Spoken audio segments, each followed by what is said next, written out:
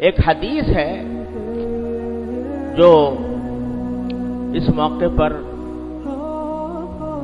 ضرور یاد کرنی چاہیے، اور وہ عجیب و غریب قسم کی، اس میں عجیب غریب قسم کا واقعہ ہے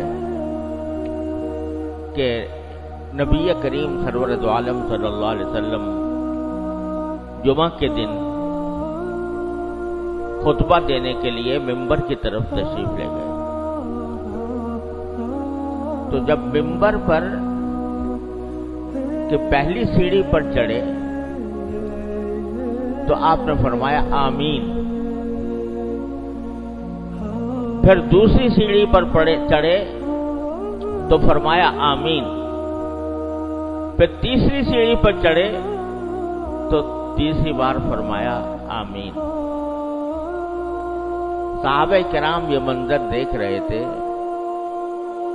کہ رسول کریم صلی اللہ علیہ وسلم نے بظاہر زبان سے کوئی دعا نہیں کی اور آمین فرمائی۔ آمین تو کسی دعا کے بعد عام طور سے کہا جاتا ہے، لیکن آپ نے پہلی سیڑھی پر بھی آمین کہا، دوسری سیڑھی پر بھی اور تیسری سیڑھی پر بھی۔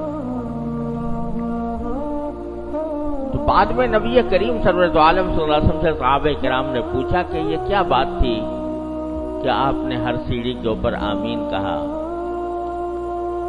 تو رسول کریم صلی اللہ علیہ وسلم نے جواب دیا کہ میں جب پہلی سیڑھی پر چڑھا تو حضرت جبریل امین علیہ السلام میرے سامنے آئے اور انہوں نے ایک دعا کی، اس دعا پر میں نے آمین کہا۔ پھر دوسری سیڑھی پر چڑھا تو وہ دوبارہ سامنے آئے اور انہوں نے ایک دعا کی، میں نے اس دعا پر آمین کہا۔ تیسری سیڑھی پر چڑھا تو انہوں نے تیسری بار دعا کی اور پھر میں نے اس پر آمین کہا۔ اب ذرا تصور فرمائیے کہ جمعہ کا دن ہے، خطبہ کا وقت ہے، سرکار دو عالم صلی اللہ علیہ وسلم خطبے کے لیے ممبر پر چڑھ رہے ہیں۔ دعا کرنے والا کون؟ جبریل امین علیہ السلام۔ آمین کہنے والا کون؟ سرکار دو عالم صلی اللہ علیہ وسلم۔ اس دعا کی قبولیت میں کوئی شک ہو سکتا ہے کہ جبریل دعا کر رہے ہیں، حضور اقدس صلی اللہ علیہ وسلم آمین فرما رہے ہیں، جمعہ کا وقت ہے، خطبے کے لیے جا رہے ہیں، لیکن دعائیں کیا کی وہ بڑی ہم لوگوں کے لیے بڑی عبرت کی بات ہے۔ اب مجھے ترتیب صحیح یاد نہیں رہی کہ کون سی سیڑھی پر کیا دعا کی تھی، لیکن 3 دعائیں فرمائی تھی۔ ایک دعا یہ فرمائی کہ برباد ہو جائے وہ شخص، ذلیل و خوار ہو وہ شخص کہ جس نے اپنے ماں باپ کو بڑھاپے کی حالت میں پایا اور وہ اپنے گناہوں کی بخشش نہ کرا سکے۔ ماں باپ کو بڑھاپے کی حالت میں پا کر مغفرت نہ کرا سکے تو اس کے بارے میں فرمایا کہ وہ برباد ہو جائے، وہ اللہ تبارک و تعالیٰ اس کو ذلیل کرے۔ جو کیوں؟ اس لیے کہ ماں باپ اگر بڑھاپے کی حالت میں ہوں تو جنت کمانے کا اس سے زیادہ آسان راستہ کوئی نہیں ہے جو ان کی خدمت کر کے ان کی دعائیں لے۔ اور ماں باپ ایسی چیز ہیں کہ ذرا سا بھی اگر بندہ اپنے ماں باپ کی کوئی تھوڑی سی بھی خدمت کر دے تو ان کے دل سے دعائیں نکلتی ہیں، وہ اپنے بیٹے کے لیے، اپنی بیٹی کے لیے دل سے دعا کرتے ہیں۔ لہذا بہترین موقع ہے انسان کے لیے کہ وہ اپنے گناہوں کی بخشش کا سامان کر لے۔ ذرا سا پانی پلا دو، بخشش ہو جائے گی، ذرا سی ان کی خدمت کر دو، بخشش ہو جائے گی۔ تو اللہ تعالیٰ نے بخشش کے دروازے کھولے ہوئے ہیں اور بندہ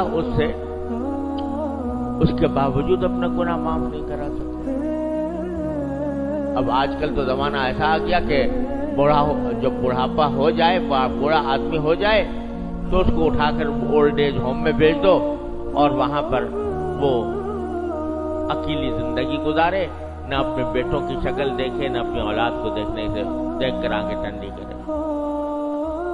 تو لیکن اگر کوئی شخص قدردان ہو تو فرائض کے بعد نفلی عبادتوں میں سب سے بڑی عبادت والدین کی خدمت ہے۔ تو جو شخص والدین کی خدمت کر کے اپنے لیے جنت نہ کما سکا ہو، گناہوں کی مغفرت نہ خرید سکا ہو، فرمایا برباد ہو جائے، ذلیل ہے وہ شخص۔ اعوذ باللہ۔ جبریل امین دعا کر رہے ہیں، نبی کریم صلی اللہ علیہ وسلم آمین فرماتے۔ دوسری یہ بات فرمائی کہ ذلیل و خوار ہو وہ شخص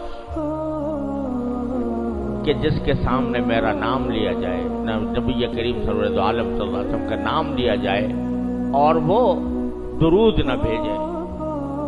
اعوذ باللہ۔ اتنا بخیل، اتنا کنجوس شخص کہ رحمت للعالمین صلی اللہ علیہ وسلم، جس کے لیے جن کے احسانات سے پوری امت کی گردنیں جھکی ہوئی ہیں، ان کا نام نامی آتا ہے اور بندے کو اتنی توفیق نہیں ہوتی کہ درود بھیج دے آپ پر۔ اللہ، تو اس پر جبریل امین بد دعا دیتے ہیں اس کو، سرکار دو عالم صلی اللہ علیہ وسلم آمین فرماتے ہیں۔ یہ عجیب آج کل معاملہ ہو گیا ہے کہ درود بھیجنے کے اندر بھی ہم لوگ بڑے بخل سے کام لیتے ہیں۔ اب تحریروں کے اندر رسول کریم صلی اللہ علیہ وسلم کا اسم گرامی آتا ہے تو پورا صلی اللہ علیہ وسلم لکھتے ہوئے ایسا لگتا ہے کہ گویا معاذ اللہ ہمارا وقت ضائع ہو رہا ہے۔ اعوذ باللہ، اعوذ باللہ۔ اس کی جگہ صاد بنا دیا یا سلعم لکھ دیا۔ ارے بھائی، سارے کام اختصار اور تخفیف کے لیے یہی درود ہی رہ گیا تھا کہ اور ساری باتیں تو کہی جا رہی ہیں، لیکن سرکار دو عالم صلی اللہ علیہ وسلم کے درود کا جو لفظ ہے صلی اللہ علیہ وسلم، اس میں اختصار یاد آ گیا۔ ہمیشہ تحریر کے اندر جب بھی لکھے آدمی پورا لکھے صلی اللہ تعالی علیہ وسلم، آواز اس کی تخفیف کرنے کے کوئی معنی نہیں۔ اور بھائی بعض اوقات میں دیکھتا ہوں کہ طلبہ بھی عبارت پڑھتے ہوئے جب رسول کریم صلی اللہ علیہ وسلم کا نام آتا ہے، نام نامی آتا ہے، صلی اللہ علیہ وسلم کہنے کا وقت آتا ہے، تو بعض اوقات تیزی میں اس طرح کہہ جاتے ہیں کہ اس سے مجھے تو درود شریف کی اعوذ باللہ توہین معلوم ہوتی ہے، صلم کر کے اور گزر گئے۔ ارے ساری زندگی میں صرف رسول کریم صلی اللہ علیہ وسلم ہی رہ گئے ہیں کہ جن کے ساتھ اختصار کا معاملہ کیا جائے۔ پورا درود شریف پڑھنا چاہیے صلی اللہ علیہ وسلم، اس کے بغیر نبی کریم صلی اللہ علیہ وسلم کا نام نہ لینا چاہیے۔ تو کیونکہ جبریل نے دعا کی ہے نامراد ہونے کی، ذلیل ہونے کی اس شخص کے لیے جو رسول کریم صلی اللہ علیہ وسلم کا نام نامی آئے اور درود بھیجنے میں بخل سے کام لے۔ تیسری دعا جو فرمائی وہ یہ ہے کہ نامراد ہو وہ شخص اور ذلیل و خوار ہو وہ شخص جس پر پورا رمضان گزرا اور وہ اپنے گناہوں کی مغفرت نہ کرا سکا۔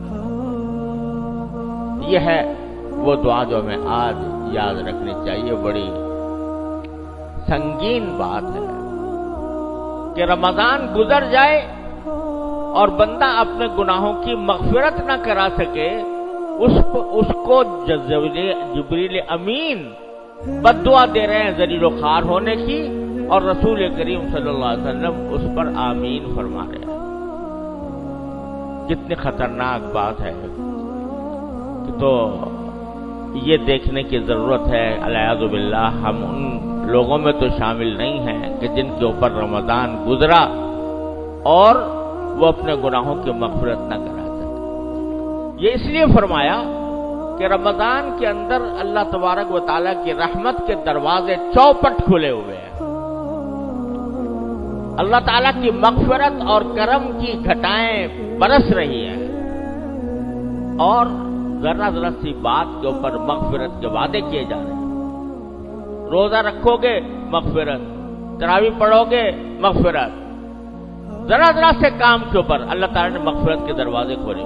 ایک مرتبہ زبان سے کہہ ہی دو استغفر اللہ ربی من کل ذنب واتوب الیہ، یا اللہ میں اپنے سارے پچھلے گناہوں سے معافی مانگتا ہوں، توبہ کرتا ہوں۔